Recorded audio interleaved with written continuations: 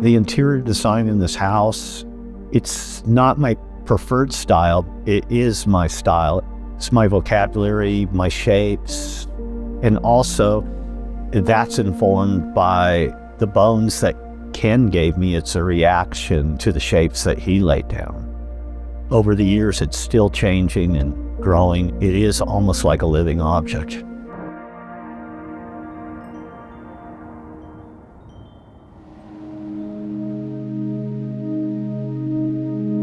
My name's John Buckern. I'm the interior designer and fabricator on the Kellogg Doolittle project. It was built for Bev and Jay Doolittle, and the architect is Kendrick Baines Kellogg.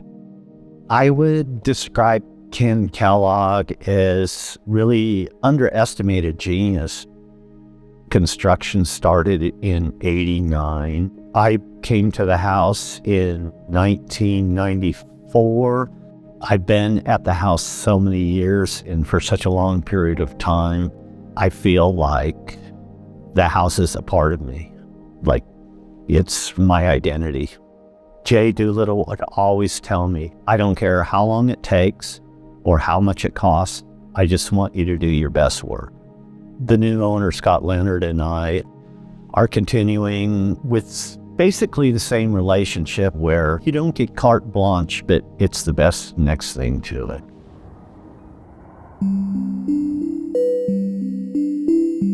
The terrain this house is situated on is 10.5 acres, and it butts up to the Joshua Tree National Forest.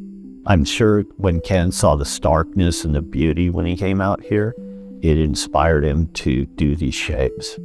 The original owner of the house, Jay, was fascinated by fossils. Every other week when I arrived, he would have another book on fossils for me. So I tried to incorporate a lot of vertebrae type motifs. The whole time I was building it, I had a pair of headphones on and I was listening to Miles and Monk and Coltrane. I just liked the repetition in jazz, but the whole thing forms another bigger picture. So it's what I try to do with my shapes.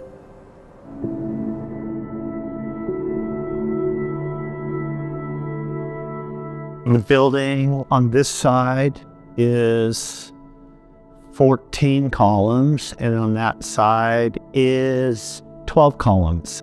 And you can see that they don't touch. There's close to 1,000 panes of glass up there. Another challenging thing on this project is everything is coming up a golf cart path. Every piece of glass that you see in the house, some of them are 10 foot, 12 foot high, and 5 feet wide and weigh 600 pounds. Just getting things physically moved around here is really difficult.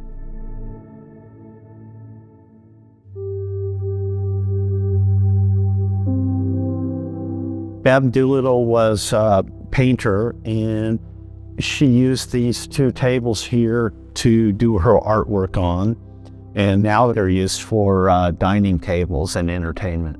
Originally, they weren't supposed to touch the ground at any point, but when the structure was done, and if you took your finger and just touched it, it would just vibrate. So I ended up putting these parts that come up to hold the glass. I lived in Carrara, Italy, where this marble's from. And I had a thin piece of it leaned up against a window, and I saw the light passing through it. And it reminded me of alabaster, which they used to make lampshades out of. And the shape is inspired by the early Sputnik satellites that the Russians put into orbit. If you see these things in the dark building, looks like they're floating like stars in the sky. Because I was working on this house well into the evening, I knew how dark it was. When it came time to make the structure here, I decided to turn it into a lighting fixture that could light up the whole house. It was kind of inspired by a skeleton that's been bleached out of the sea urchin. It's got that kind of shape, and it's got the little ridges on it. I always thought those were kind of pretty.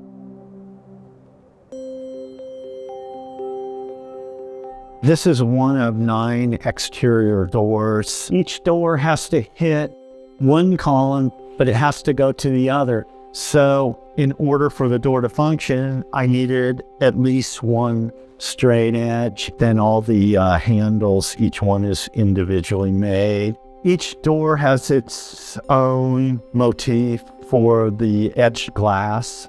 The frosted glass reads as kind of a mint green to me, and there's a lot of plants out in the desert that have that same silvery green tone.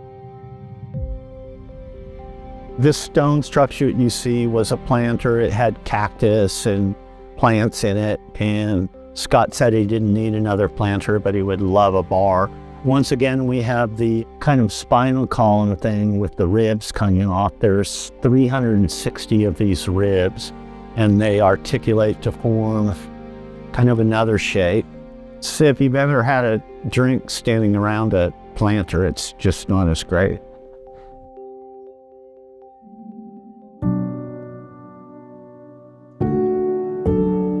Bob Doolittle had an Apple computer, and it was clear plastic, greenish. I made the desk to match the computer.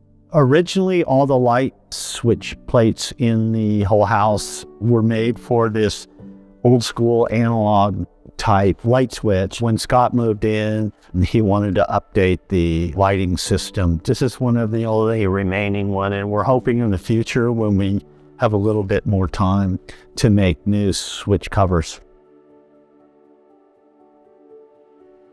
The Doolittles were kind of introverted people, so they never thought that they would need more than 4 chairs at their dining table. It's cantilevered fully on a steel tube. It passes through the column and continues out to the exterior dining table. I like the orange color of the Rosa Verona because in a lot of the concrete, there are similar colored stones related to the tone of this.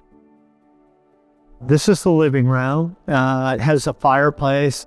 When Ken and I were designing it, he did this concrete shell, and I did this portion. I was kind of thinking one of those sea creatures, I think it's called a nautilus. When I was designing this, I bent the stairs up to continue under this concrete shell, and I think it works pretty well. Jay, the original owner, he used to like to go hiking in the canyons down in South Palm Springs, and he really likes the river rocks. We use these in the bathroom, and this is just a continuation.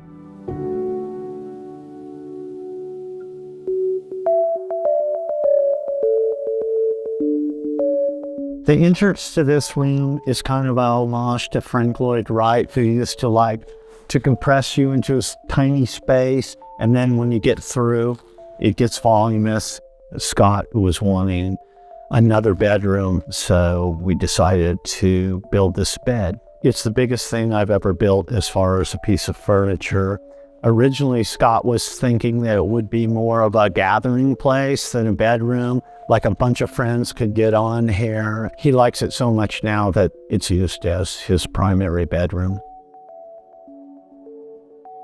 This is the primary bathroom. This is a bronze his and her sink. I really let it go on this one. I didn't hold back. I couldn't tell you what the design for this is inspired by. It was more of just a process of drawing and drawing and drawing until I came up with a shape I liked. In order to get this up here, it weighs so much. We made a wheel out of a round circle out of plywood, put the sink in it, and rolled it from the driveway all the way up here.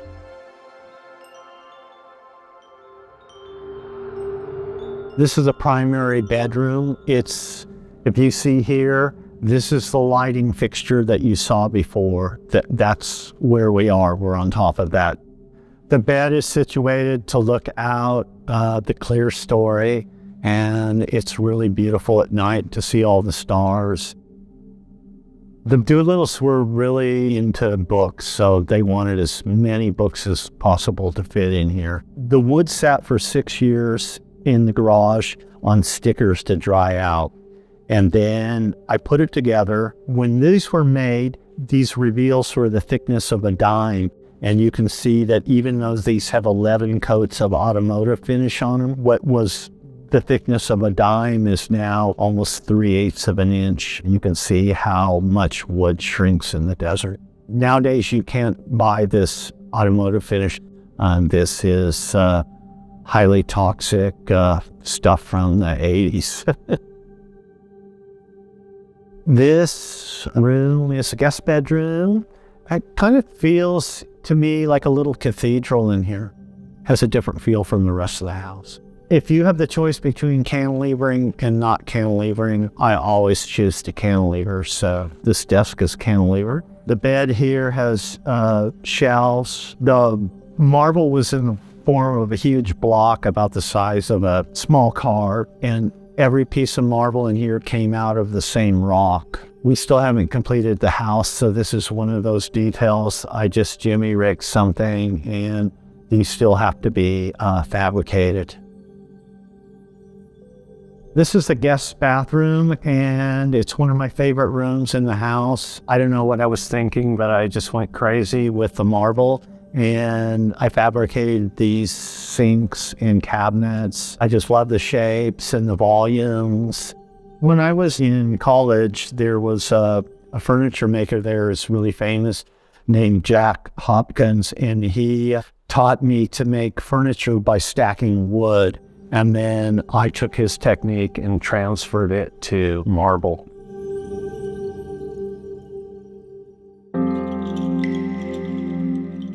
The columns all go down into the ground approximately 14 feet. The placement of the house was totally up to Ken. It just goes to show you his genius, though, that it's one thing to be looking at a topographical map, but it blows your mind to try to think about how you could place a building in a mass of boulders. It's almost beyond imagination how his mind works. One of the main premises is that the interior and exterior become one as much as possible. The house floor begins at the street and flows through the whole house.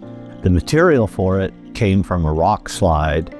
It's an exact match in material and color for the boulders that are in the house. The boulders just flow right through the floor out into the landscape. I think this house will be around forever because of the choice of materials. It's basically stone that's been ground up and put back together. I'm a little bothered sometimes by the label of organic architecture. One influence that I never talked about through my whole career was abstract expressionist painting. If you have like Jackson Pollock and you have Mark Rothko, and they're just completely different. To me, I would just say, this is like Ken's thing. Like, Ken's an artist. I don't know if trying to put a label on it really helps to describe what it is.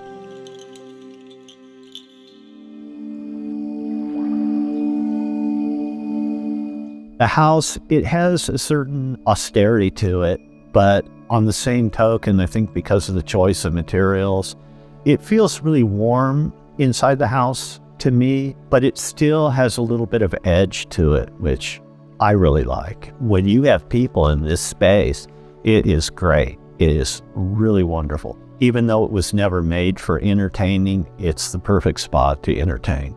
My work on the house has taught me everything about designing and fabricating.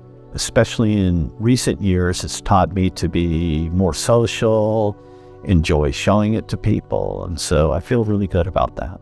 This house comes as close as anything could be to the feeling you get from like looking at a Mark Rothko painting or listening to John Coltrane. I hope it gets that feeling.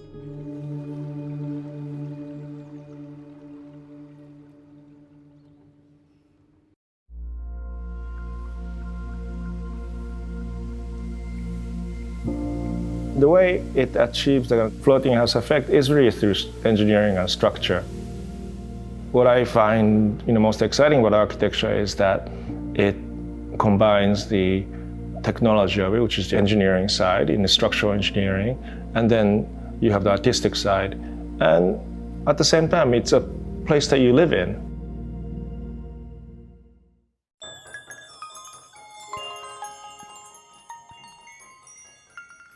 My name is Chan Lee Lin. I'm an architect. This is a weekend house, and Denise and I worked on this house together. We worked on the house together, but we did kind of take on our professional roles in the development of this house, which meant that I had total veto power. Yes, I draw, she bosses around architects. Yes. I think it's a natural thing for most architects. I think we do most of our work for other people with other people's money. I think we all want to do it once, at least, to do a house or something for ourselves. It was Memorial Day weekend in 2009. We were in Katona, New York. We had located that area because of all the lakes, because of the commuting distance. We walked into a real estate, one of like 5 on the main street there, and said, you know, we're looking for land. And they kind of looked at us like we were crazy. Within a week, it was clear that we weren't going to find land that, 1, we could afford to build on, or 2, was actually viable and buildable in that community.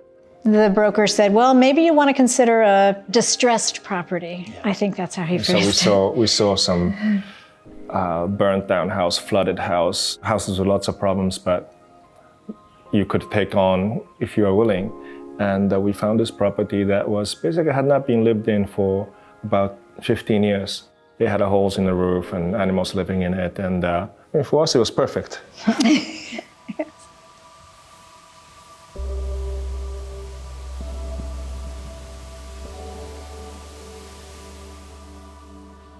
Welcome to our home. This is the north side of the house. This is our main entry. We are standing in front of the volume of our stair, which connects the first and second floor. You will notice the first floor is much smaller than the second floor, which cantilevers out both east and west. As we walk to the entry, you'll see that we kept the higher quality wood down below, so you could really see up close the grain of the wood as you're entering the house. Doors are very simple commercial grade storefront doors, but we added this leather wrapping to the handle so that in the winter it feels not so cold, but it has a very nice warm tactile quality to it. He made this out of his belt. Hey. This is our entrance. As you come in, you can see straight through to the backyard here. You can actually see straight through the bedroom. The bedroom intentionally is 1 foot lower than the main entry level, partially to kind of root into the ground and partially to allow for the upper deck to be lower than the living room, so that when you look out sitting in the living room, you're not obstructed by railings. We'll go into the other bedroom. It's really no different than the other bedroom next door, except for the view. Here's really where we wanted to nestle this bedroom down into this rock and fern garden outside, which is lovely, and we had nothing to do with the design. We really set the house within the existing context. This was here, and we fell in love with that landscape. So this is the stair hall. This is the second wall that has literally 2 columns anchoring down, I don't know how many feet down, 10 feet, 20 about 10 feet, feet. Yeah. Down into bedrock. And then if you come up the stairs, part of the design of the house was wanting to kind of always connect you back to nature and to keep you oriented as to where you were. And you know, one reason for this window looking down into the carport is keeping you connected to nature and to the site, and which is really what we fell in love with the house. This is our second floor, and if you come off the stair and turn to the right, which is turning to the east, you will come into our dining room. Beyond here is all cantilevered. We are basically above the carport and looking over the backyard. And if you come here and you're at the windows, you know, we have morning coffee here next to the windows, the sun's coming in. You really do feel like you're floating here. From here, we'll walk west to the main living area. This is our main living space. We designed this very much to be casual, comfortable, entertain friends. You know, everybody's always in the kitchen when you're entertaining, so this was designed in a way that we could still be part of the party when we're in the kitchen. This is the main living space of the house on the second floor, and as you can see, it's a very casual, open social space for entertaining and relaxing. Yeah, we have definitely more furniture than than needed than the space deserves. When we went to visit one of the Neutra houses in LA, what he did was to use a lot of mirrors to expand the space, and that's one place we got an idea to place mirrors in strategic places so that the ceiling above us, feels like it extends. Of course, you see the ceiling there, but there's no slope ceiling beyond this wall. But the mirror helps you visually trick your eye and make the rooms appear much larger than this.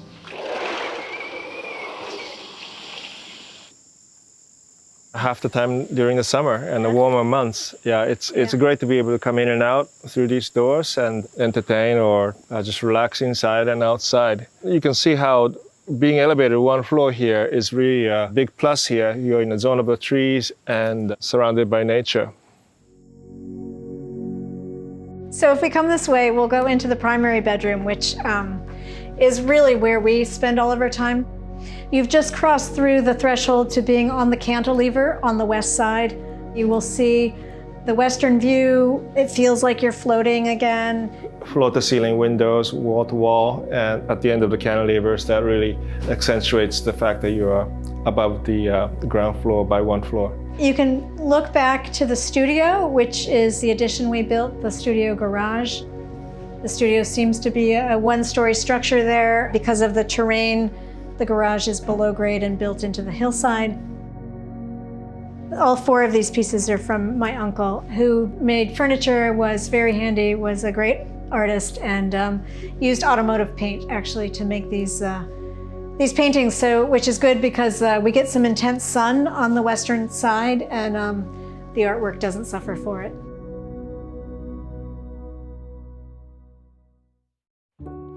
We studied multiple schemes before we landed on the house that you just saw. This was one of the first ones. We were trying to save the original 1,100 square foot house that was here on the site. But we went away from the idea of saving that original house because no matter what you do to it, it will be very much limited by the small structural grid that it had. And then we said, okay, we're not going to save the house. We had this idea that, well, if you really like the second floor, why don't we put everything on the second floor? So what we have here is a scheme that has the same living room that you saw, and the kitchen and the master bedroom, but two other bedrooms and a study that is all elevated on the eastern end of the property. With the Board of Health, if we wanted to avoid a full-blown public hearing, we could only relocate one bedroom. One of the bedrooms. Upstairs, as opposed to all three. So yeah, so in this case, all the bedrooms that used to be on the ground floor, like in this one, has to go upstairs, and so that we saw that as another challenge. So this is pretty much what we built, with two bedrooms down below and one bedroom on one end, dining room that you saw, and a living room and a kitchen under the tall volume. This model was built for me by an artist, Takeshi Miyakawa, who is a very good friend of ours, and he brought it for me on my 50th birthday. What's not here and what wasn't here with the original house is, again, the garage studio that sits here. You can see the terrain. This really afforded us the opportunity to kind of tuck the garage into the earth and build the studio where we're sitting on the first floor. So it really does align with this first floor of the house. And for the regulatory reasons, we had to connect the two structures with a covered walkway, which I think is a very nice architectural touch. It's almost Japanese in some ways.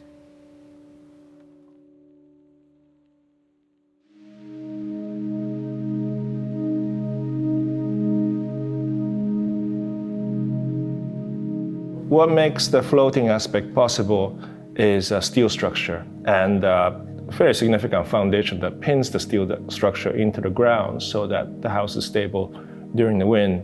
And what you don't see, which we were very, very careful to do, was to design a steel structure in a way such that the steel members are very, very small and basically disappears into what looks like a conventional 2x6 walls. If you look at the structural drawing of it, this house is basically two parallel trusses that are supported by very small foundations with two ends cantilevering from the foundation about 20 feet on each end. Good engineering makes things look easy, and that's what we're trying to achieve with the design of the house. Now, the biggest windows are here. This is 33 feet long, and it is a source of the most natural light. It's facing directly south. During the winter, the sun comes all the way back into the back wall of the living room and heats up the house. In the summer, as you can see, no sun comes in. So that's one main room, and then bedroom faces west and the dining room faces east. Each have a completely different view on the sunlight conditions. We chose a dark shade of color for the top, and it's black. The idea was to make it look like it blends into the shadow of the trees that we have here, so that it doesn't really stand out. It's not a huge house, but you can see we have probably 18 chairs here, and we can comfortably, okay, it's too many. Too many chairs. We can comfortably entertain 20, 30 people easily, and in a way that connects the outdoors in the terraces to this big room very seamlessly. So I think for me that's one of the best part of the house. You're comfortable if you're alone, or you're comfortable with many of your friends, or you're comfortable with a bunch of furniture that you collected over the years. Yes. We actually have really appreciated, especially living in New York City much of the time, just the wildlife we have here: birds, fox, deer. Supposedly we have bear. We haven't seen those, but Lucky. I think this house surprises people because from the outside, it looks very modern. Whether it's off-putting or intimidating to people who have an impression about what a modern house is, I think once they come inside, there's a level of warmth and comfort. And I think that's from the materials and the use of and the structuring of the light, and certainly the surrounding trees and the woods coming in. It's a dream house. I have many more. Yes.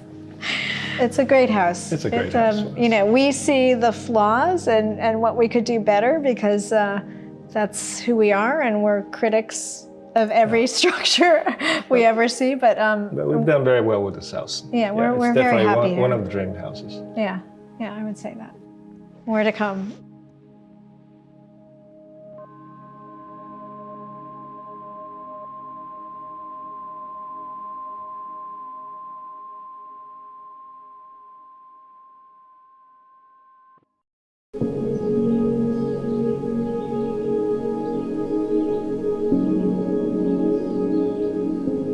I wanted to make sure that the materials, the palette, the character of the house was responsive to the site. It's not often that you're building on top of a 40-foot tall stone wall.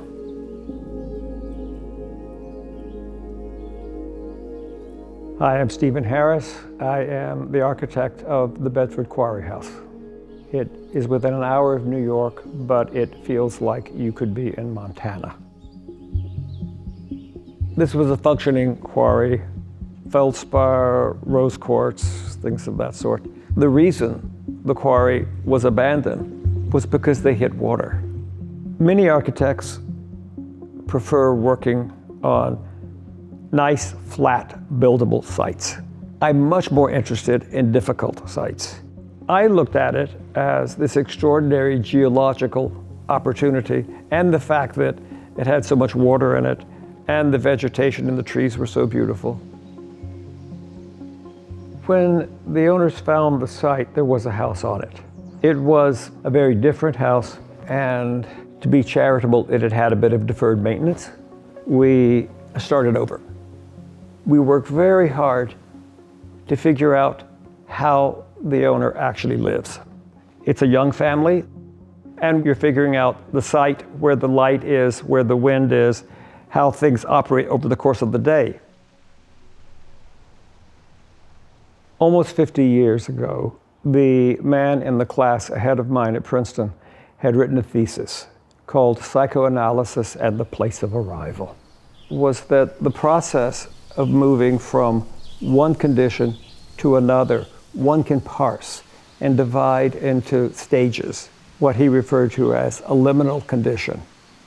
That was one of the ambitions for this house, taking From the approach, you see a glimpse of where you're going to go and a piece of the house, a kind of tease, if you will. Then you lose sight of it. The road bends around, it comes up, it rises, you come back around to the back side of the house, and you're in a courtyard.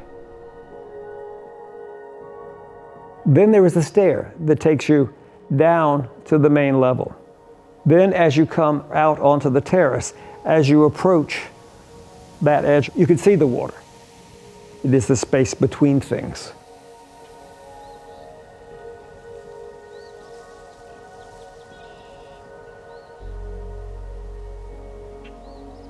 As you approach the house, the one opening in these two walls is where they intersect.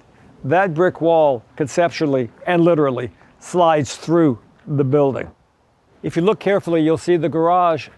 That's the top of the garage door. It's a single pane garage door based on an airplane hangar. You can see on both sides, it's glass all the way through here. This is conceptually a void.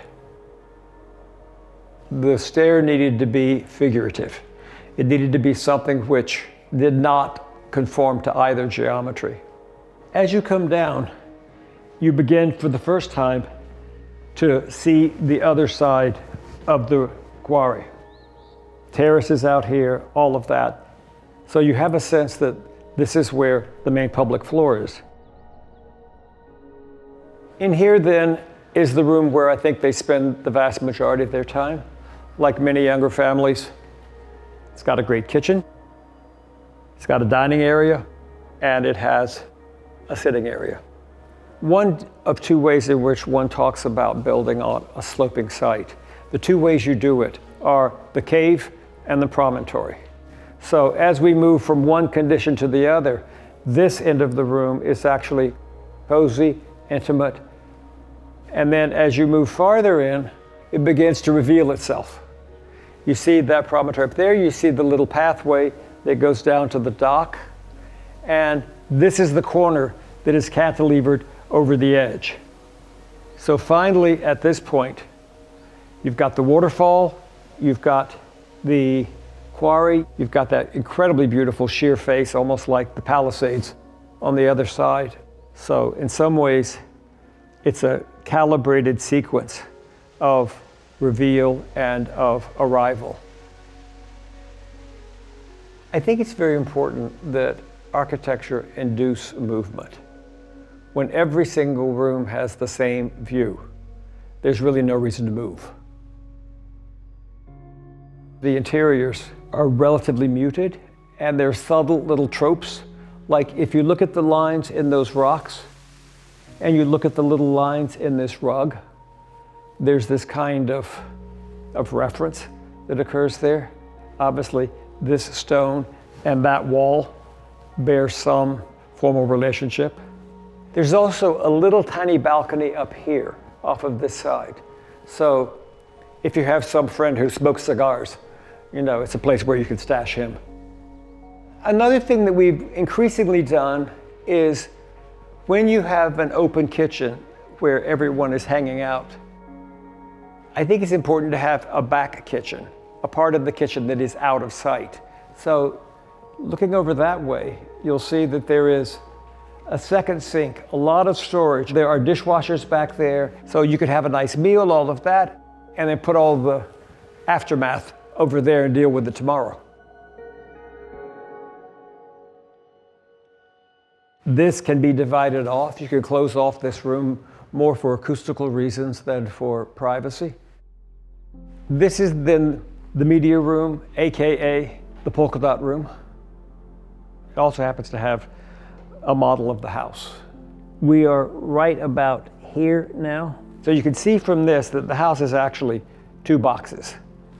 It's this box, which was the garage that had the garage door that shut. This is the slot that goes through that we came in on. This is then the two-story piece. You can see the topography here and how dramatic this thing drops away.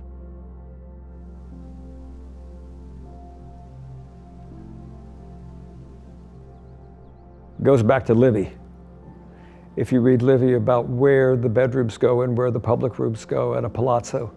There's a whole passage about how the ground floor is about fortification.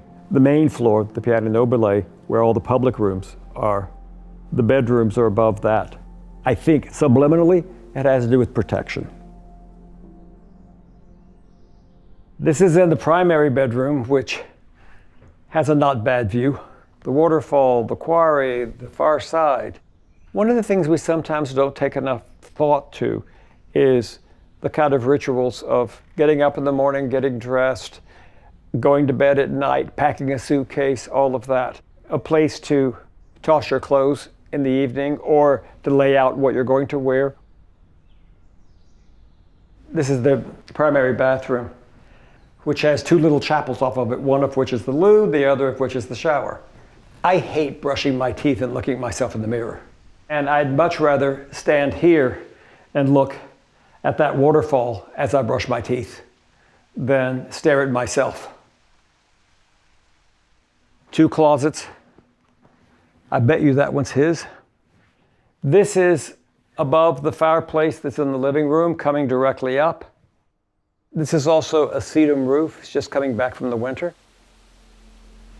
I think there's something magical about the sound of that waterfall. It eliminates every piece of stray sound you can hear. This is the one place where you could look down into that little courtyard.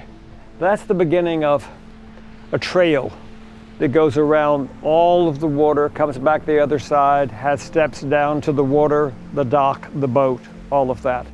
As you may know, a lot of ponds have little fountains in them and things like that. That's to aerate the water and to prevent algae growth and things of that sort. In this case, we figured out another way of doing it, or David Kelly did, which was to just pump a little piece of the water up to the top and let it come and fall down as a waterfall. It has the other great advantage of giving a kind of tranquility to out here. We worked from the beginning on this project with David Kelly, who is a landscape architect and a partner in Reese Robertson Partners. And working closely with him, there was an idea about vegetation that might initially appear wild. It is something whose color and its texture, it could have been dug out of the quarry and ground into gravel. So it has that kind of local character to it. This is the continuation of that brick wall that was outside. We chose a brick that was slightly irregular. It's not perfectly flat, and it gives a texture to this wall. There's a skylight that runs the entire length of this brick wall.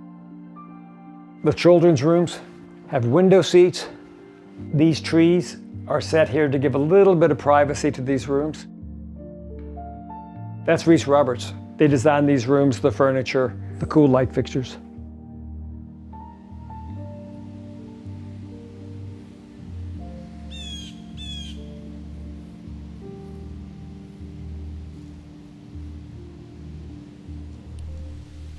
When you're here, there's a sense of stability. You don't feel like you're on top of a mountain or something.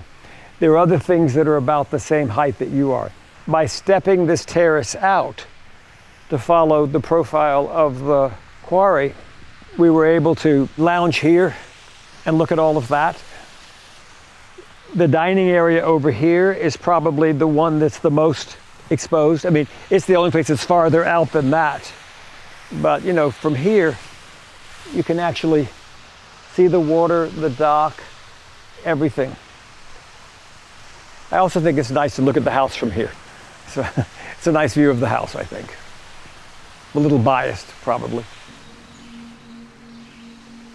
What we were trying to do was eliminate the boundary between the inside and the outside.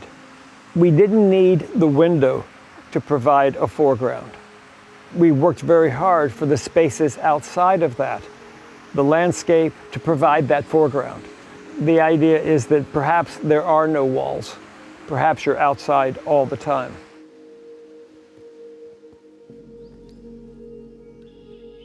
One of the things about our choice to locate the pool over there is because We're trying to distribute the amenities and destinations throughout the site.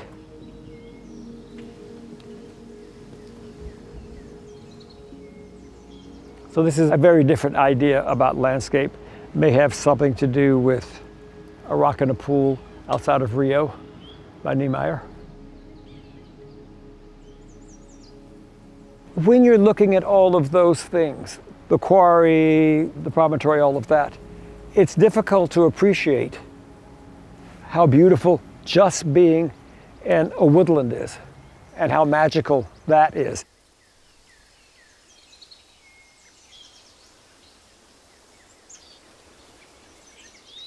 If there were two adjectives for a project that are my greatest ambition, it's for a project to appear effortless and inevitable. If someone comes over to the house, I would prefer that they not be wowed. I would prefer that they not know who the architect is. I would hope that there would be a kind of ease, serenity, comfort.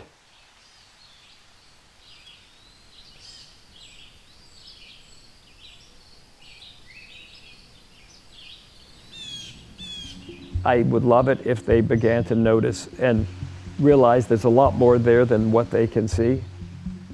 I'm sure you've seen films or read books and you want to see it again, or you want to read it again, or you want to hear it again. You know there's more there, you've just seen parts of it.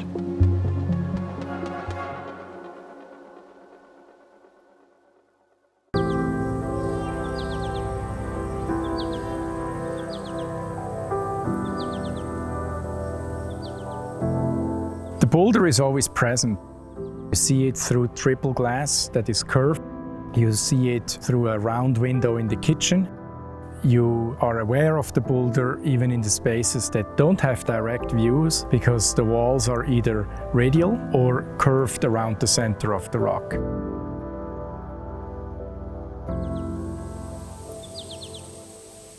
Welcome to the Rockin' House in the Catskill Mountains in upstate New York.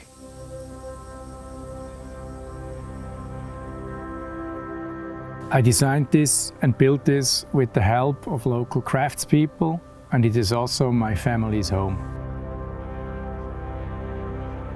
When we found the property, this boulder was magically resting on the highest spot of the land. And we felt this was an invitation to design a house right around it. That's where everything started. We had a compass built, and we circled, made the first courtyard with a plumb, a level, and a very long stick.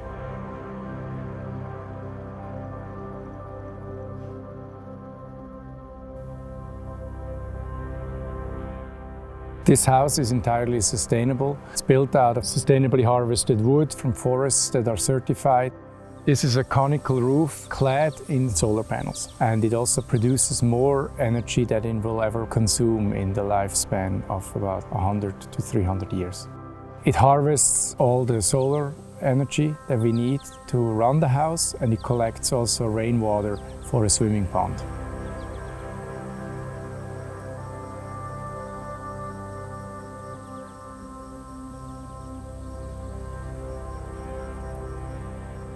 Let me show you inside. So here we're in the mudroom, which has 7'4" high ceilings. And then it slowly gets narrower, and then it gets wider and wider, all the way to the main space, which has in the tip there a 22-foot ceiling. The sunken living room was one of these pandemic additions. Out of curiosity, I took a pickaxe one night and to check how deep the bedrock is, and found out that it was about 4 feet. This sunken living room has many ways of inhabiting it. Here I'm sitting probably the most upright, and then we have these tetrahedron pillows that can serve as headrests. There is also the chance that you can go all the way down and lay flat onto the bedrock, and it's a whole different experience, and actually very cold right now, very comfortable. The rock is in the center, but in a way, the geometric center of the house, that would be pretty much here. I think this is very important in this house, that we wanted to not only make it look in a certain way, but also function in a perfect way. Many moments, many days, many dinner parties start on this kitchen island. It really is the heart of the house. This curved kitchen is built by Jan Kremen, a carpenter from the Czech Republic. The transition to then a dining or a more formal sit-down is very fluid. It's in the same space. The space gets a little taller, and here we have this rectangular table. A custom-made fireplace that I designed to come straight out of the ceiling.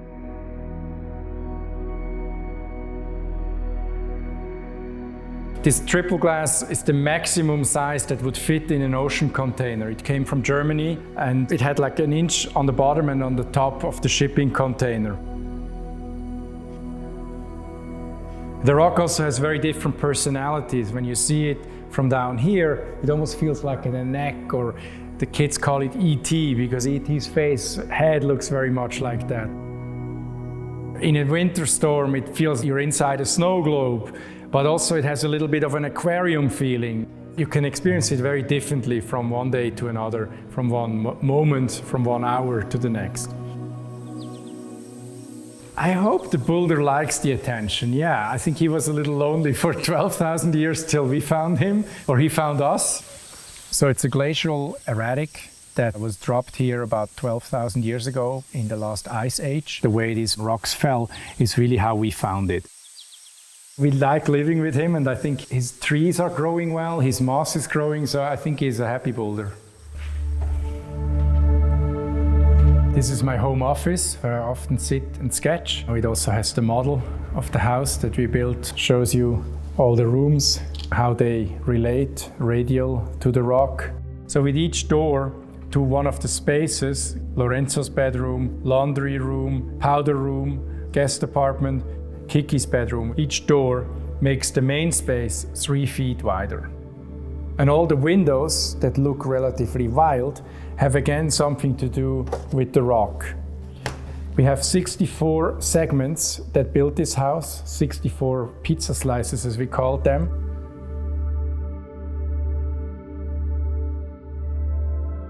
The house is the Passstück between you and nature, where you really set the windows exactly where they help you to inhabit the interior in the most comfortable or most exciting way.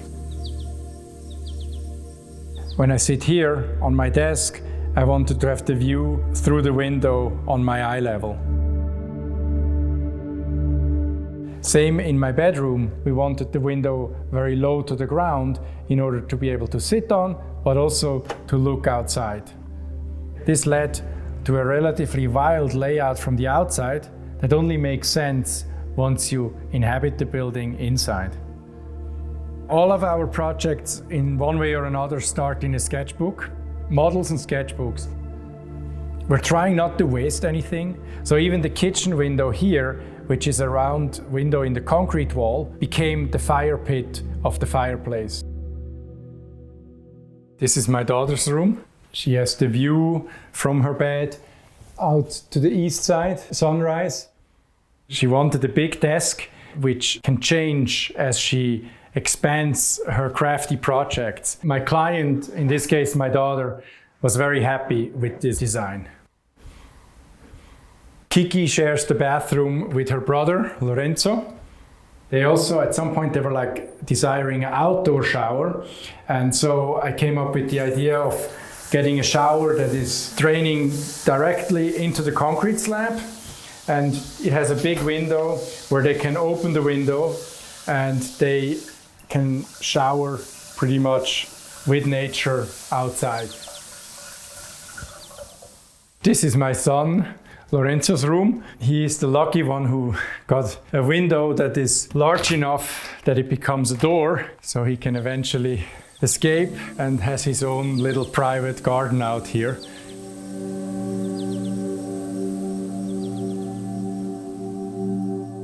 I wanted to have our bedrooms all facing east, so both kids have east exposure and our bedroom. And the guest apartment is more north-west facing. The bathroom is again a relatively compressed space compared to the very tall bedroom, but then it has a nice little surprise that you can look down into the main space. You smell the coffee in the morning already. You can always call down and be connected to the main action in the house.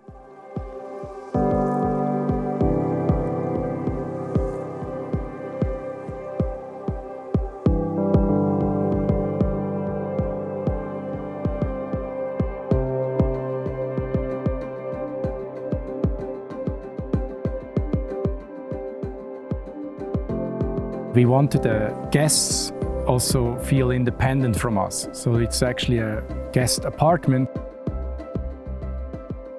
And then we have a built-in couch. All these beams were prefabricated and engineered to actually build in a sofa that takes advantage of the structure itself. And it is high enough to be comfortable on the dining table. This is our Polaris stair that also has a handrail that points, double functioning as a naked eye observatory where you see Polaris at night. This explains the idea of the stair. This is the axis of the Earth. So it's a 42-degree steep stair with a handrail that double functions as a naked eye observatory of the North Star. This is the guest bedroom with a king-size bed and north exposure and the skylight to the south. Here you can stargaze on this Charlotte Perriand and Le Corbusier chaise longue.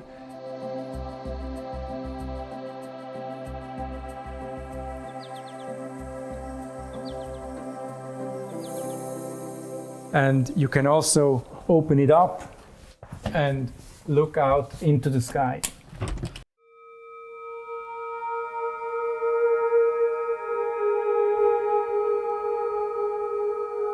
The roof is cone-shaped. We placed the roof in a way that the largest surface is exposed around 4 o'clock, the time when the grid is most used.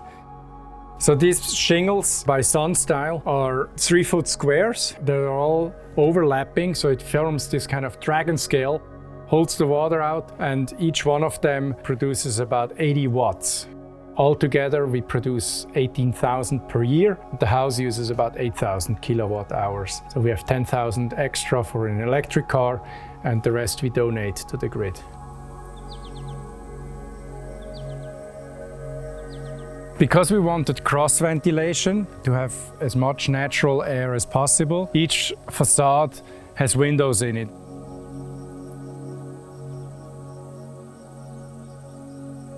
So to contrast the curtain wall on the south side and part of the east, we continue with a very traditional barn material, board and batten facade. You can see already how the color is shifting. It's local pine that turns like a silverish gray.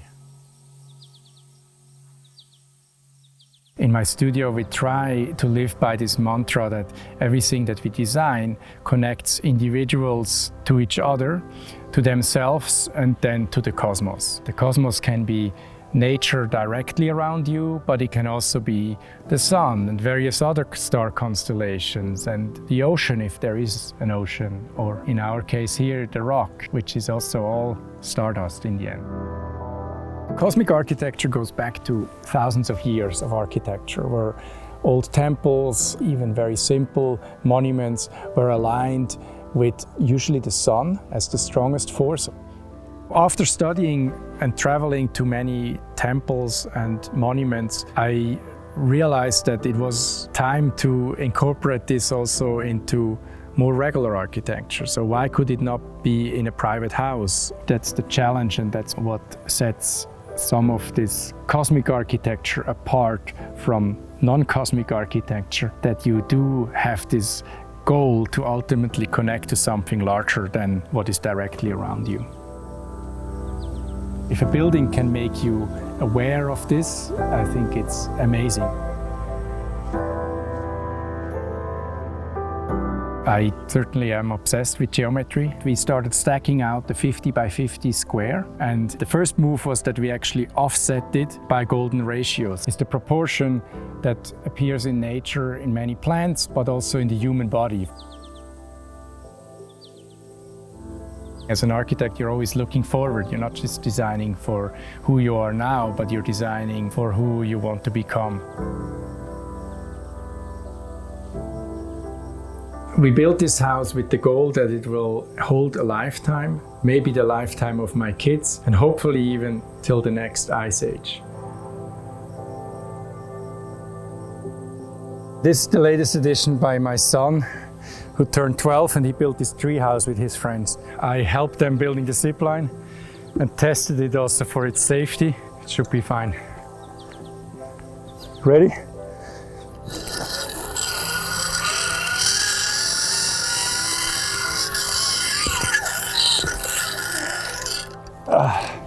That's my house.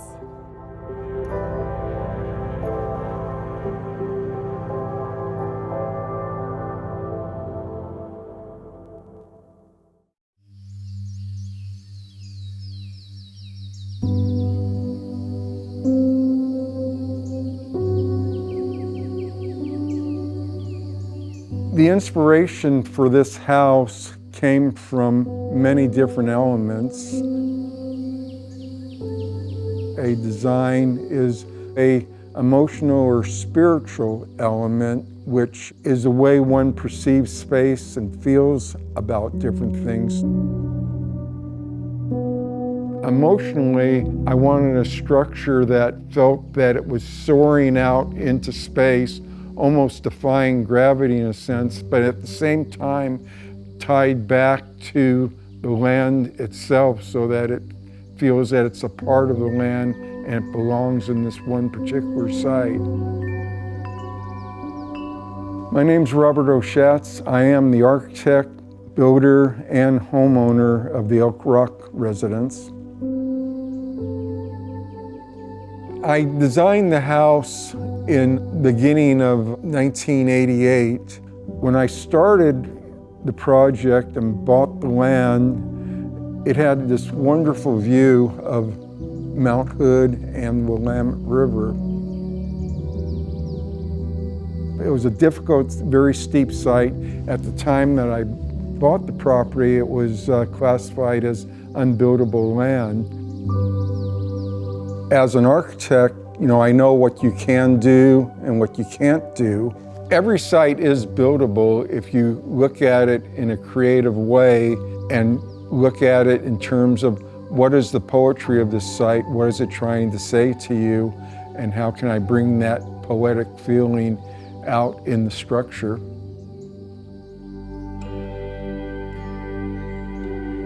I acted as my own builder on it, and what I did was I hired a young man who never built a house before, but he was a handyman and he knew a little bit about concrete work, a little bit of framing, a little bit of everything.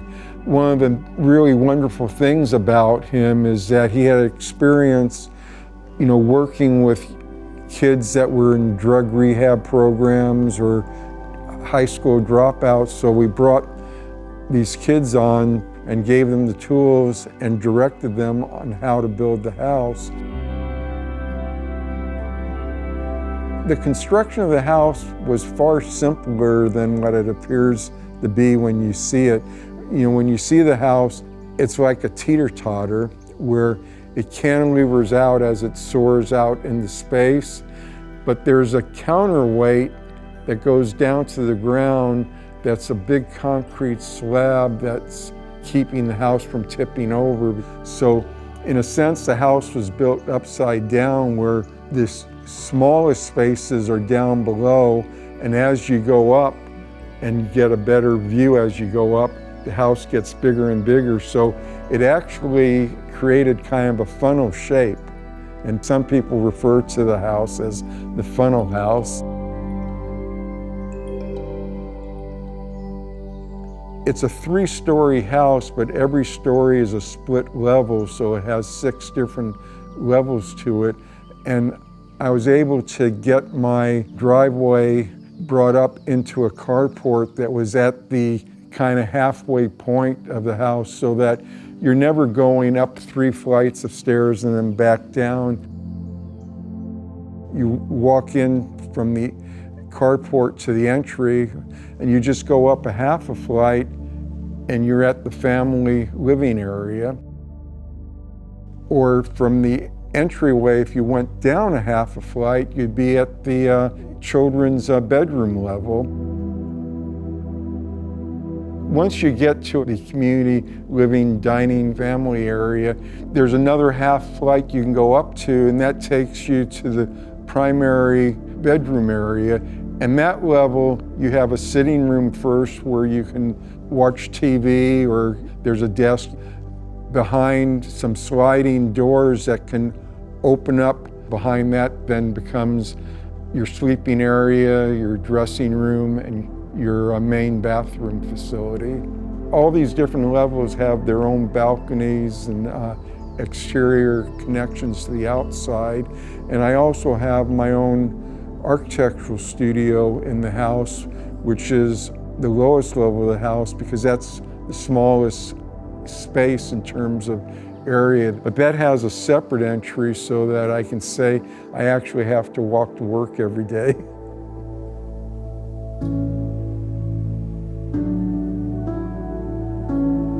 I wanted to make sure in this house that the living area had a spectacular view, and although you would get the view from other places within the house, you'd get it in a different way. So I put the main sleeping area back further away from the main view where you could get it, or when I'm laying on the day bed, I can actually have an opening where I can look out and also see Mount Hood at the same time. There's a great deal of wood on the interior that when I was building this house was predominantly, local within Oregon. The stone comes locally here in Oregon also.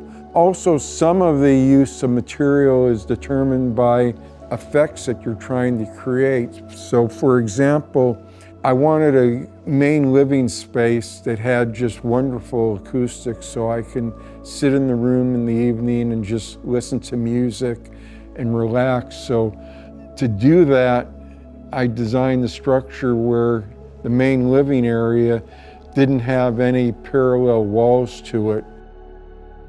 The walls are at slight angles from one another. The floor and the ceiling are not parallel.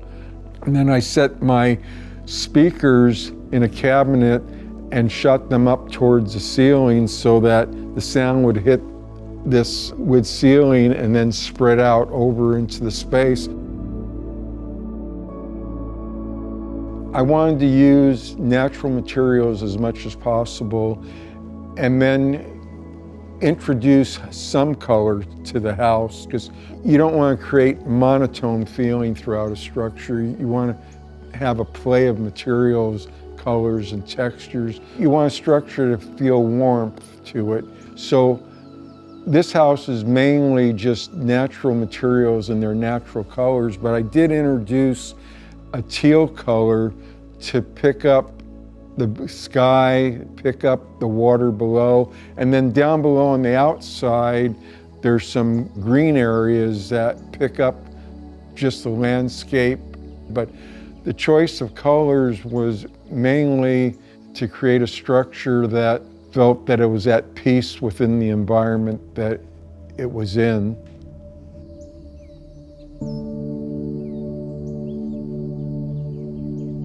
When I'm designing a house, I'm designing all the furniture within the house as I'm doing the preliminary drawings.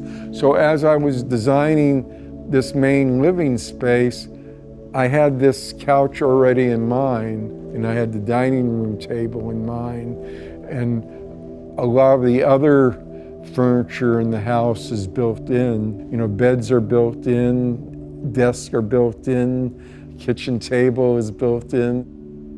One of the reasons I do the build-ins is because I'm thinking of all these elements as I'm designing the structure. I'm thinking of, the kitchen and a place for a person to sit so that someone can be cooking and a few other people can be in the kitchen and sitting and talking and everyone can be together. So as you're thinking about these things, all of a sudden they become part of the design, they become part of the lines of the house.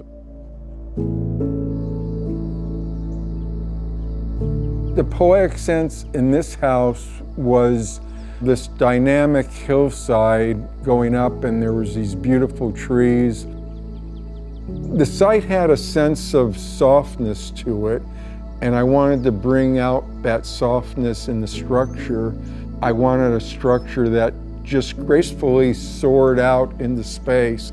Because one of the beautiful things about living in this house is that you're so high off the ground that you're able to watch the birds by looking down on them and see how they soar and how they float in space.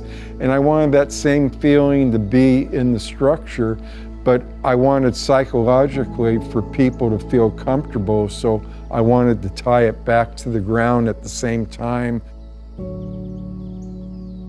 The important thing in architecture, in my mind, is to design a structure that's at peace with its environment and people feel at peace within the structure itself.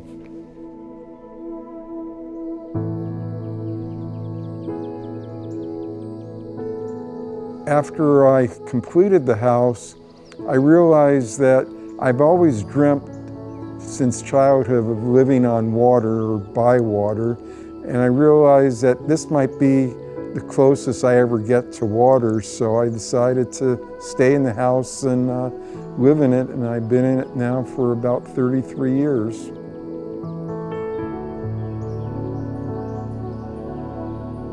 Every project starts with a particular site and a particular program and needs that you're trying to solve. So architecture is really solving the problems on the way a person wants to use a structure and not starting with a preconceived idea, but solving the problems from the inside, working your way out.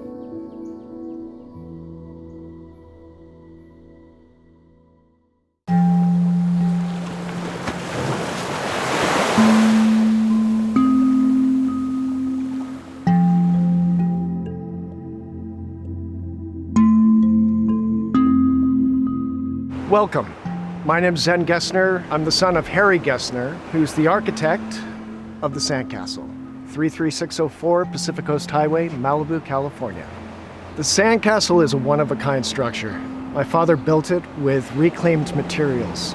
The property has 6 bedrooms. There's 3 in the main Sandcastle and 3 in 3 separate apartments surrounding the property. 122 feet of beach frontage on a very secluded North Malibu Cove.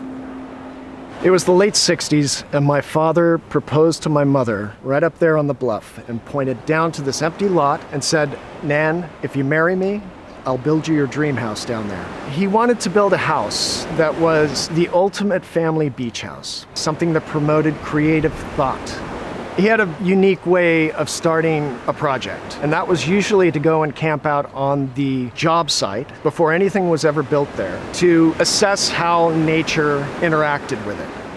I was about 1, and we were sitting out on the beach, and in my father's book, he has a picture of us building a sandcastle, and on the back of that photograph, he wrote, "Let's build a sandcastle for Mommy."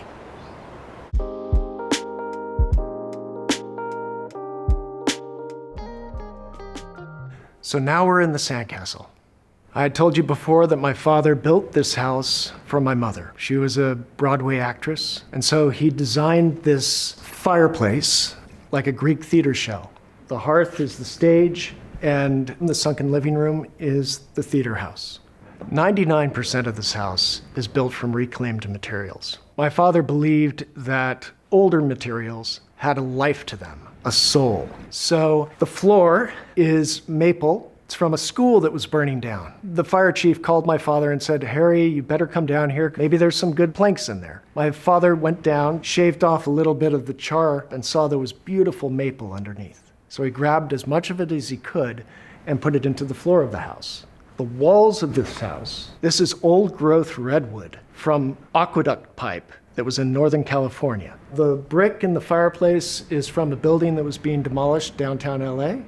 These support poles are old telephone poles, and they have a beautiful design pattern to them. Those stained glass windows that are over here in the greenhouse, my father got a call from a fire chief, once again, who said, "Harry, they're tearing down this beautiful church in Pasadena. They're taking all of this beautiful stained glass away. Do you want any?" With a living room that's built like this, you really appreciate so much of the exterior. Having floor-to-ceiling windows fringe the entire front end of this. One very cool fact is that he built this fireplace and then angled every single one of these windows to reflect the firelight at night. He wanted to build a house that communicated and communed with nature. And that's what you feel in this living room space. This house has no foundations. It was built on a dinner plate of concrete that is on sand, which is non-compressible. Whenever there's been an earthquake, we hardly feel it at all. It just rides it out like almost a boat on the ocean. Even over 50 years, it hasn't tilted at all.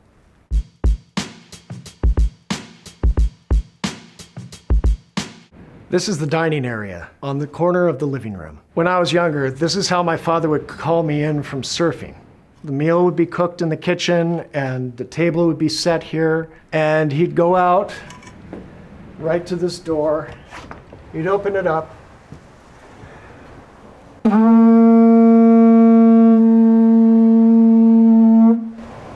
And believe it or not, you can hear that all the way out in the water. This was also where we would have our Thanksgivings, our Christmas dinners, family get-togethers. It was always a lot of fun at night. We'd have music and a fire going in the living room and some amazing food. Just great.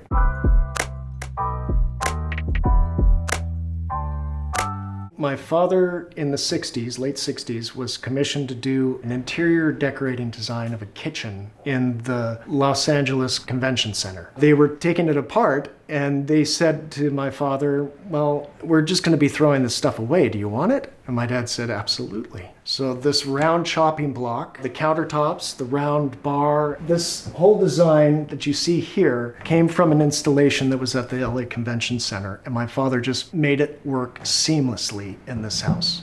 I love these little touches, the hot plates, beautiful old tile that are scattered around the center table here, and you have all your cooking knives are all right here at hand. We also have a beautiful fireplace over here that was always lit at night. And this is really where the community came and hung out. For a while, we had Rod Stewart next door, who would come over here, and suddenly the door would open and, hey, here comes Rod. It was just the community center. Everybody felt comfortable coming and hanging out here.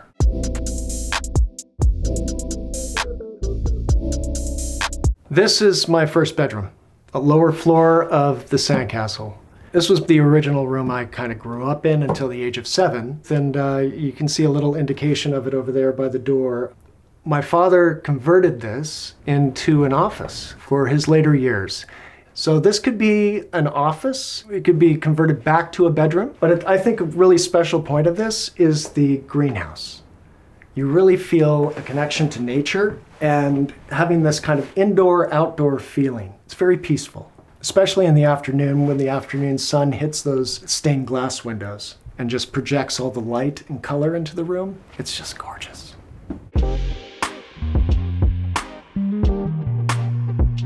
Tons of circles. There's circles everywhere, the whole room. The sunken area over here with the primary bed right there. You look up and you have these vaulted ceilings with this beautiful, beautiful circle design. At the top of the staircase, you have this yellow stained glass window that is almost like you're looking through a magical lens. In the primary, you have this great little fireplace, but on the other side of it, you have a daybed that looks out over the entire ocean. It's where my mother used to read her scripts. It's where I used to just hang out and read books or draw. There's a story about this. which leads up to my father's design studio. My father used to get up there, up a ladder, and scurry up the ladder through a small hole at the top. One day he was up there designing, and he looked out at the ocean, and he saw a tree floating by. So he jumped on the ladder, came down, grabbed a surfboard, paddled out, and dragged it in to shore. Got me and a bunch of my surf buddies to help him drag it up, tie it to a Monterey pine that's just outside, and we started sourcing out individual pieces of driftwood to make the steps. We put this whole thing together out there, including laminating this handrail all around the tree. And then we took it all apart and brought the whole thing in through this 2-foot window down here and rebuilt the whole thing inside. And this is now the way up to the design studio. The design studio above is a magical space. I think it would make an amazing painting studio. It's like all of the energy of the house is all centered around this tower. And like a lighthouse, that's where the light comes from.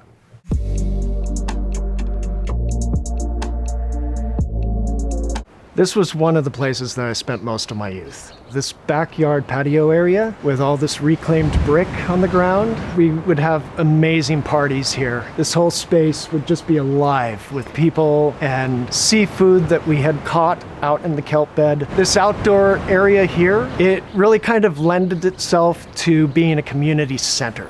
The shape of the house was very welcoming to people. I think the fact that it was round, unconventional, so creative, it was exciting for people to visit. The kelp forests that are just off the beach are some of the most beautiful in the state of California, full of life.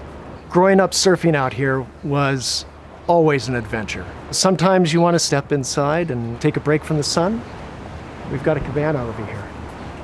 It started out as a garage for our cars, then turned into a games room, then into my father's archives. And now it is a very comfortable cabana.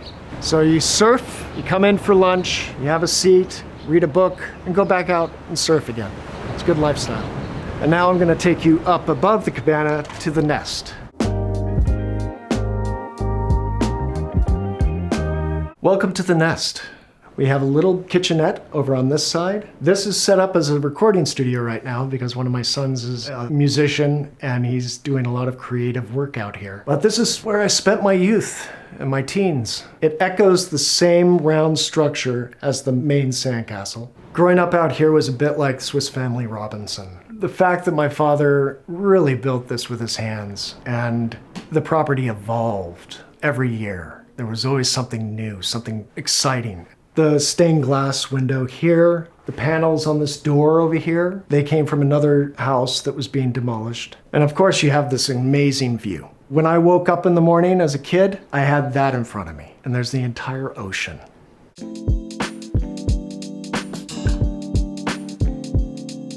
So we're standing in the treehouse apartment, which is on the front end of a 3-car garage. You have one bedroom here, you have a bathroom, shower. It has a great kitchen area, a great dining area with these floor-to-ceiling windows that look out over the sandcastle and out to the ocean.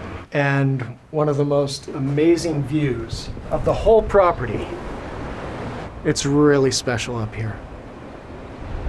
When we built the treehouse, we put wooden bowls on this tree, and the birds loved it. So this really did become a treehouse, birds included.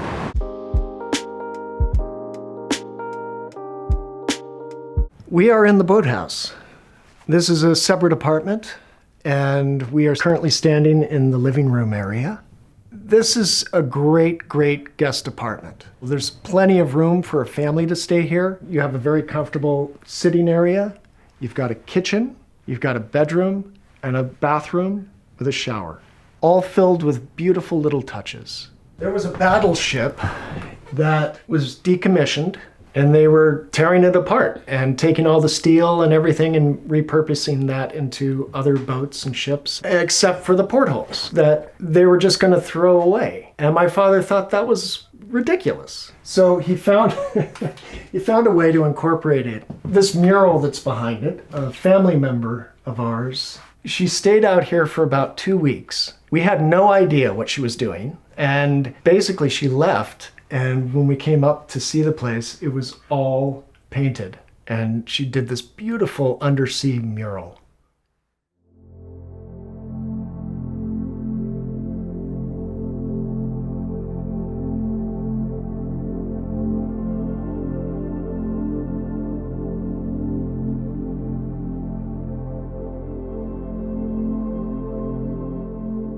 My father felt that to live in a structure that challenged your mind, nothing would ever get boring. There'd always be something new to see, somewhere new to sit.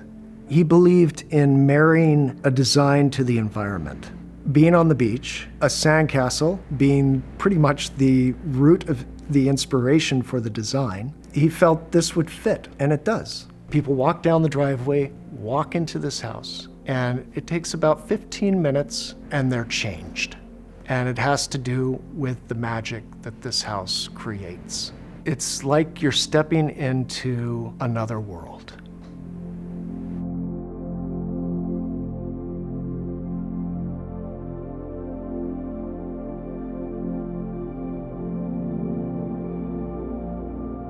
Sandcastle is a bit of everything. It really is a perfect example of who my father was. To some people, it looks medieval, like a castle. To some people, it looks like a Dutch windmill. To some people, a Spanish lighthouse. I think that whoever lives here can't help but evolve with it. This is a very specific place with a magical quality about it. There's nothing ordinary, nothing boring. For the first time on the market, from my family to yours.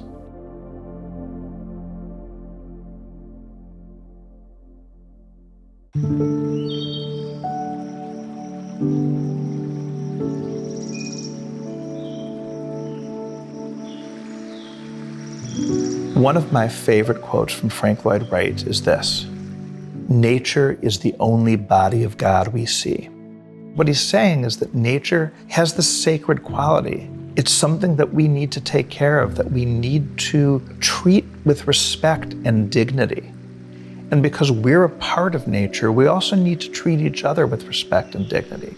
This connection that Wright is trying to build into his buildings with nature, in fact, make our lives better. Toronto was commissioned by John Rayward in 1955. And it's among the last of the houses that Frank Lloyd Wright built since he died in 1959. While Toronto was being built, Wright was in New York City working on his largest commission, the Guggenheim Museum. During that time, Wright fled his suite in the Plaza Hotel and came up here to Connecticut because he enjoyed this house's connection with nature.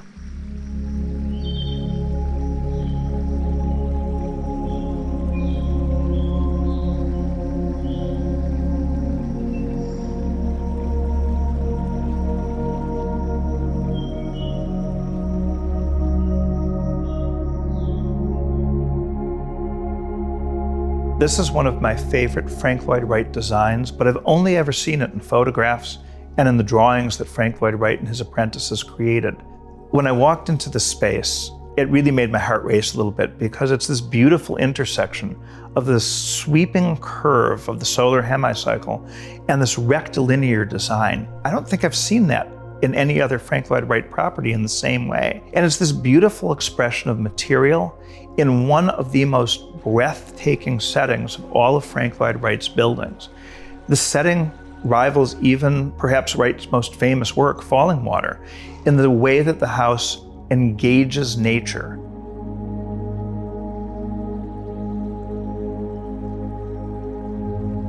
The curve in this house is what Wright called a solar hemicycle. What that means is that the curve follows the movement of the sun through the day. So the curve out here faces east. That means it's gathering the morning light. And as the sun moves through the sky, the light in the room continuously spreads and expands, illuminating the space not only with that natural light, but with the warmth of the sun. It's even an early form of sustainable design because the sun is being used to heat the space, especially in winter. Wright loved materials, the integrity of materials, the intrinsic character of materials, and bringing that out was something that was a central part of his organic architecture.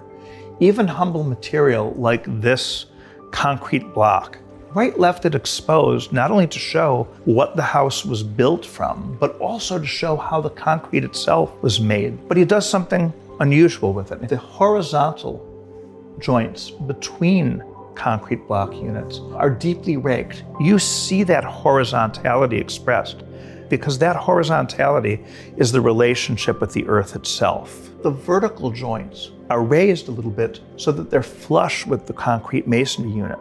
Those two things together underscore this horizontality and the relationship of building, people, and the land itself. He juxtaposes this material with this really warm, wonderful Philippine mahogany. And when you put these two things together, sort of the coolness of the block and the warmth of the wood, and once again, we get a bit of an emotional experience just by the juxtaposition of materials themselves. And if you imagine a walk through the woods, you don't just see one thing. You see different kinds of trees, shrubs, and bushes, and other plants.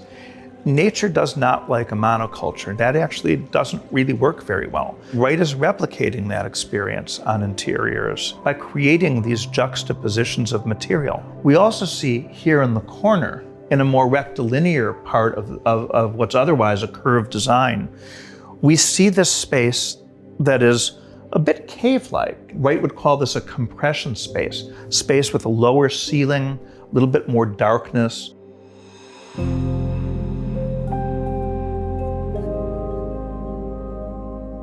The material that starts inside the house extends outside. There's this continuity of material broken only by this thin pane of glass that draws your eye outward, and inside and outside start to become a bit blurred.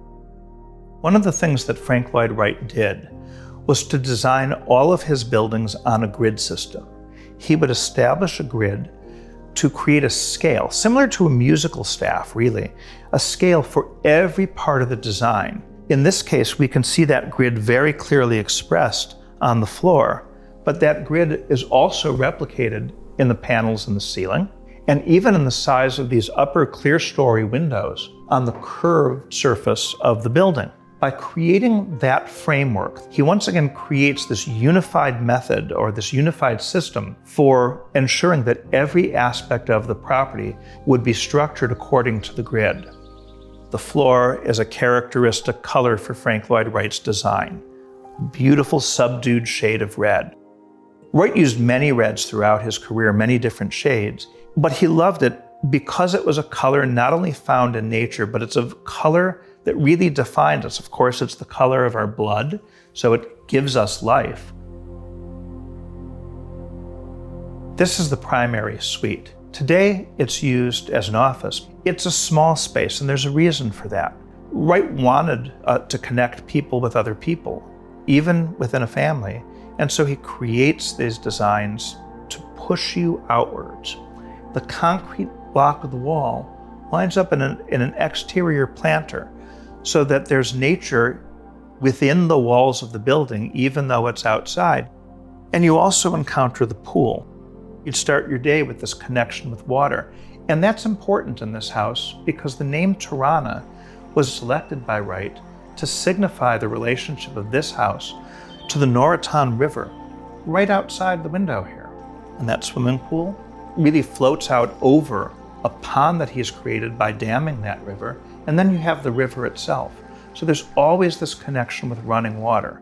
Tirana being an Aboriginal word for running water.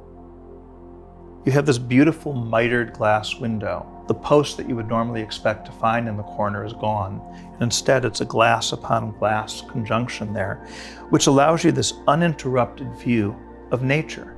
Wright can do this because of the structural techniques that he uses, where he doesn't need a post in the corner of the house to hold up the roof here. Instead, he's using cantilevers, a technique that he's really well known for to support the roof and other parts of the structure. One of the things that you see throughout this house is Frank Lloyd Wright's use of built-ins, whether it's shelving, cabinetry, even furniture. This is a very common element of Frank Lloyd Wright's properties. He loves the shelves for a couple of different reasons. First off, he can control where art's being placed, so it doesn't start disrupting the view of nature. But it also is something that Wright uses to create a sense of continuity.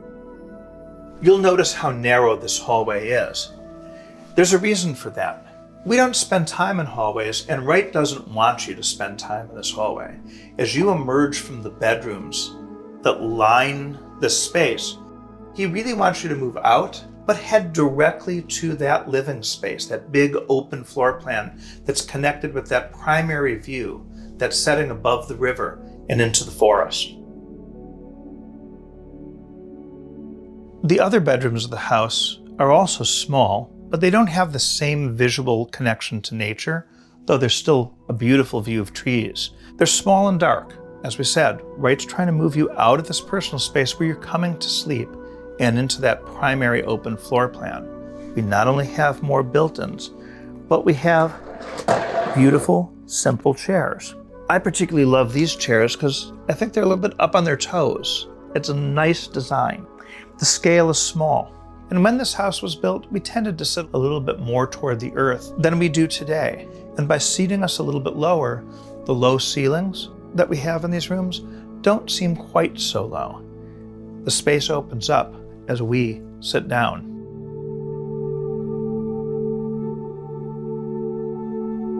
This is now one of the many bedrooms that exist in Tirana. Because that primary bedroom that Wright had designed for the Raywards was quite small, they came back to him a few years after the house was initially built and asked him to design a more expansive primary suite for them. A much larger bedroom, still having a connection with the natural world, but also a huge primary bathroom suite. And here in the bedroom, a circular dressing area and closet. There's even an observatory above this bedroom suite, so that at night, Mr. Rayward could go up and through a telescope gaze at the stars. The addition that was made to the house a few years after it was initially built by Wright himself created this wonderful interior courtyard, allowing you to look at what had been the primary facade of the house, but still also embracing its connection with nature, the trees, this beautiful wood underneath the pergola, and even the soffit detail that breaks up the board so that it's a bit more like the leaves found in nature off of a tree. That broken line is something that Wright uses always to try to connect us more with the natural landscape, since the solid line is not something that we necessarily find in nature. And instead of downspouts, Wright hated downspouts. He has these little stubs and chains hanging down so that as it rained, we would actually hear the water flowing, settling into the ground or even the small little pool right here. Wright wants to create this multi-sensory experience. It's not always visual in his architecture. Wright has us descend this beautiful floating staircase, and now we're back to the earth, back on the ground, while the building, because of Wright's cantilever techniques, seems to hover above the earth. That means we're really immersed in nature. We're totally connected to the land at this point, even though we know there's the structure above us. Because the house had such a beautiful setting, Wright designed it in a way that would take advantage of the natural landscape. He left the natural stones in situ just where the river had placed them hundreds, if not thousands of years ago, and he gives the house this great sense of repose. The gray of the concrete withdrawing, the warmth of the wood emerging, so that the building seems to have always belonged in this setting. He dams this gently flowing river to create a pond, and now we get to see the house in reflection as well. This is a technique that we often see in the Japanese gardens that inspired Wright, and indeed the Raywards hired an expert in Japanese garden design to create the landscape for them. He believed that a building should grace the landscape, that the building should feel as if it emerged naturally from the ground. And I really think it does that here.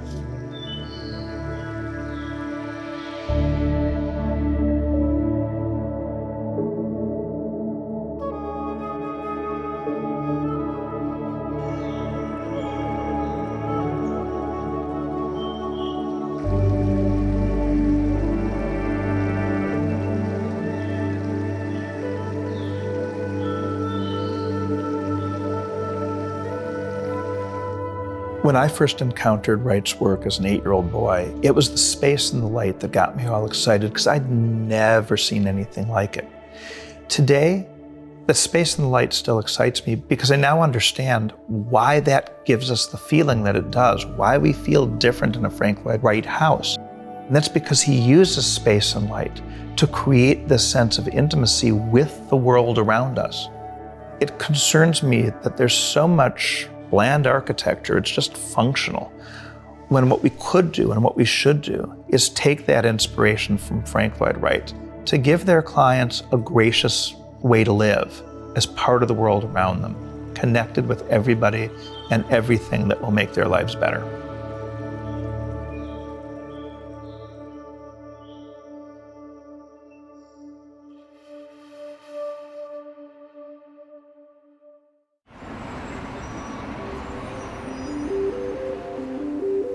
Sustainability in architecture is typically thought of as the energy consumption of a building after it's built. For us, sustainability instead is about the way that you actually build a building. When we first started using the shipping container about 30 years ago, there was a lot of stigma attached to it. And since then, the shipping container and prefabrication have gained much more respect. We just respond creatively to what humanity pushes aside. And that's why when we designed this house, we wanted to use 18 shipping containers to push this object to another level.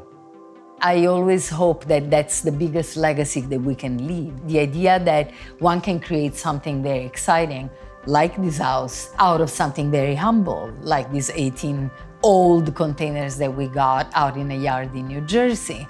It's a way to really understand that our creative potential is giant.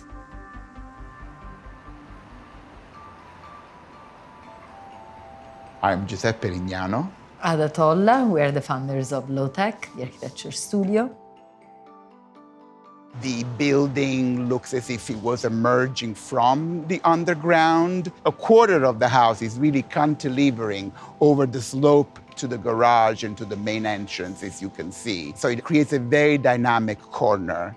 All the cuts that you see were all done off-site and then transported one container at a time here and assembled within 3 days.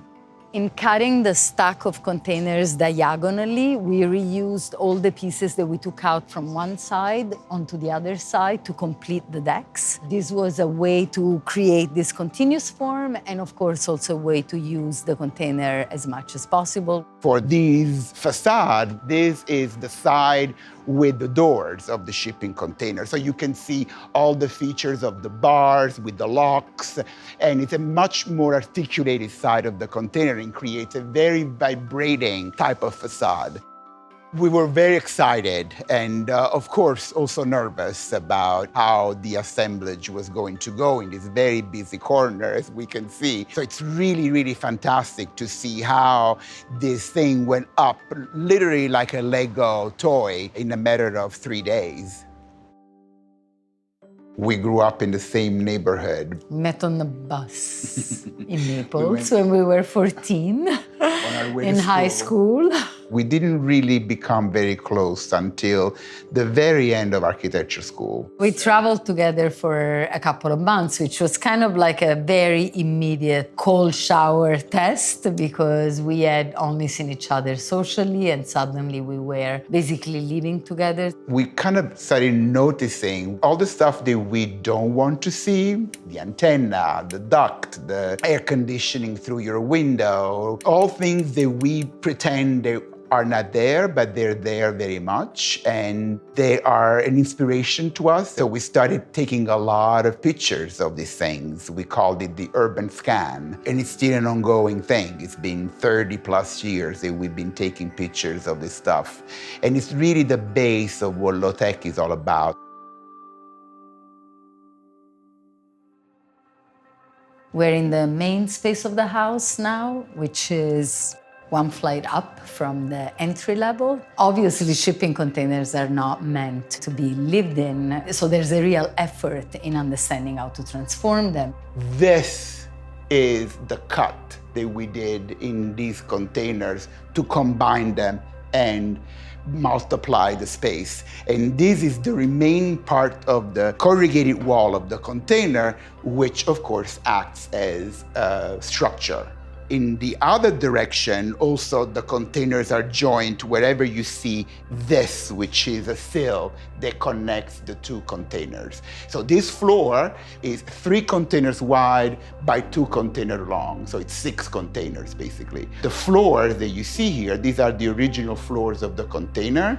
The wood part is a species of hardwood plywood floor called apitong from Indonesia that is used for the production of shipping containers. The metal bits that you see of the floor basically corresponds to the point where a truck would connect. It's basically the hitch.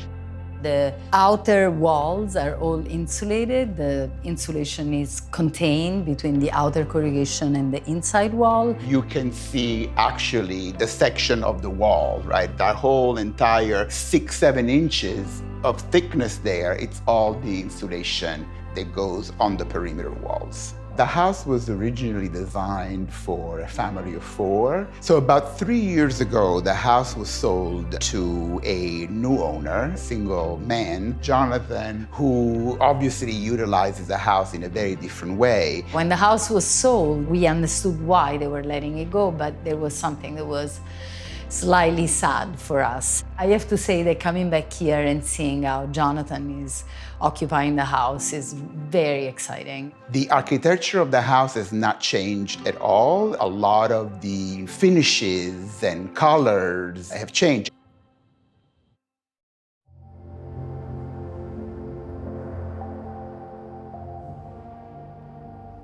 The kitchen is completely a stainless steel construction from a company that we've used for 20 years to build all our kitchens. They do kitchens for restaurants. And of course, for this house, it was even more fitting since the owners were restaurateurs themselves. The idea of this big stainless kitchen made so much sense for us. Like, it's very utilitarian, it's very efficient. It's also somewhat theatrical, right? Because it's the end of the entire open space of the house. It's really wonderful to see, you know, all the activity back here. Because of this beautiful wood floor, from the beginning, we thought it would be nice to think about mirroring them and also enclosing the ceiling. The ceiling is also a way to insulate from one level to the next. Above all of this is insulation. And the finished material is luan, which is a fairly simple and basic wood, but a nice counterpart also in terms of color to the apitong on the ground. The layout of the furniture is still the same. It's just that the furniture itself has changed. We always thought upgraded. Exactly. We always thought of a very long table here for big dinner parties and a linear lighting coming from the ceiling. And it's interesting to see how Jonathan has transformed it from a decorative and from a artistic point of view. This is the living room proper. The sitting room. Jonathan did an amazing job refurnishing. The fireplace is a very interesting story. Number one, because it's the last wood-burning fireplace to be permitted in New York City. It used to be this color, which is a silver. The other important thing to say about the fireplace is, of course, the owners, not only being restaurateurs, but owning one of the most famous barbecue places in New York, the joke was always that they wanted to be able to cook an entire pig. And that's why this is a very wide fireplace. It wasn't a joke. It wasn't a joke. Exactly. It wasn't a joke, it was reality. actual. The requirement was, But I mean, I that want to became be the able joke. to put a pig inside the fireplace. Yes, and there we go. Hence the size. The furniture just feels like you want to take a nap right here. I mean, you want to take a nap here, but it's even better to take it there. Better to take a nap over there, exactly. On the slant. So this is possibly the most interesting room in the house. Also, the shape of this room comes from having cut the containers on the underside, as we saw on the outside, to go down to the entrance of the house. So immediately when we saw this space in our computers, we said, okay, this is a home theater. I love these pillows. I want to come here. I want to be invited to watch a movie because they're super comfortable. There are 3 panels that allow you to close the room completely on this side and then darkening shutters on the other side so that this is really working as a home theater.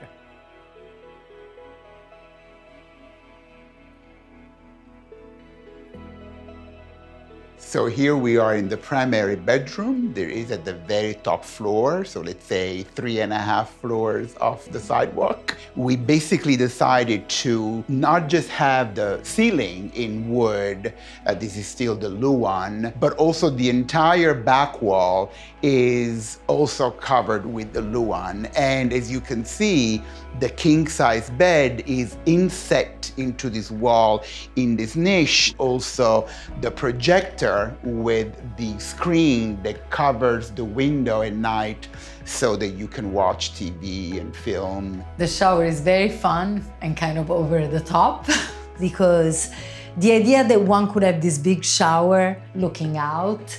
We are, again, in Brooklyn, but at the same time is incredibly private because it's very much within the inner world of the house. I think that the open shower is very much connected also to this request from the original owner of these 2 separate bathrooms, right? They really wanted 2 separate spaces with their own things and their own privacy. So on the big wood wall, there are these doors with the long piano hinge that we love, that bring to the powder room, and then there's a back door that gives access to the walk-in closet at the very end.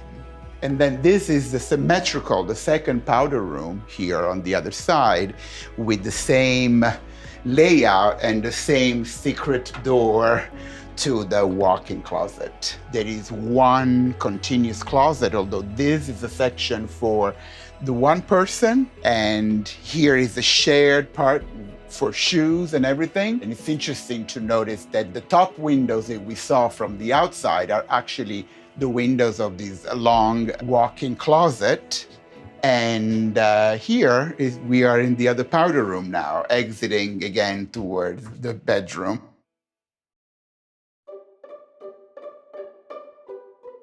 Now we are in the middle floor, so to speak, between the living room floor and the primary bedroom floor. This was meant to be a flexible space for the kids, and now Jonathan is using it mainly as a studio.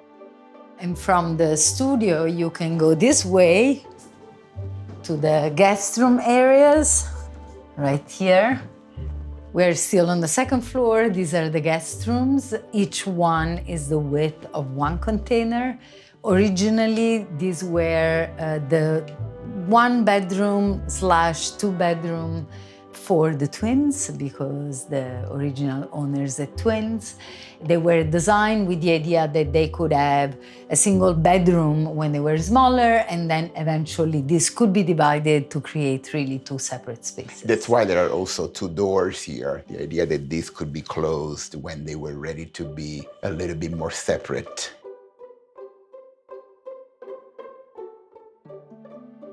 We're now back on the ground floor, on the exterior, in the ground floor terrace, right off of the living room and the kitchen. And of course, the idea was, because every floor has a terrace, we wanted to connect all of them to be able to throw a party where you have people on every floor.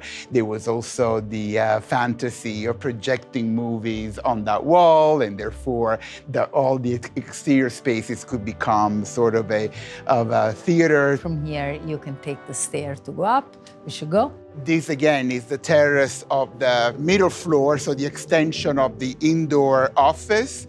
And then from this floor on, the trellis is actually occupied by the solar panels It was very important for us to take advantage of these long diagonal surfaces perfectly exposed to the sun. Here we are at the level of the primary bedroom. And up here is the most fun. This is the smallest space, but it's more of a viewpoint because from up here you can really see all of Williamsburg, Greenpoint. No, you can see downtown.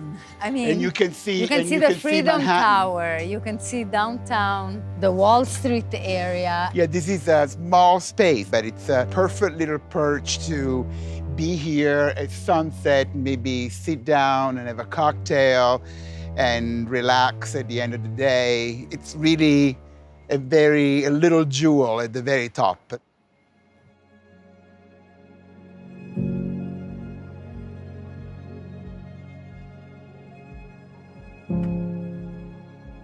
This house is a very good example of a very comfortable and beautiful home created from this very common object. It's a continuous invention because we're always trying to push against it and push new boundaries and go to other places. 30 years of work is a lot of work. It's very exciting to look back and to think about everything that we have accomplished, especially because we really started from nothing. Every time we do something is a way to look at what else can we do with this object, right? It's a way to question how much more you can invent and explore, starting from this very, very simple box that we are obsessing with. And there is the desire to continue and try to do more and more and more and things that we haven't done before and explore other kind of projects.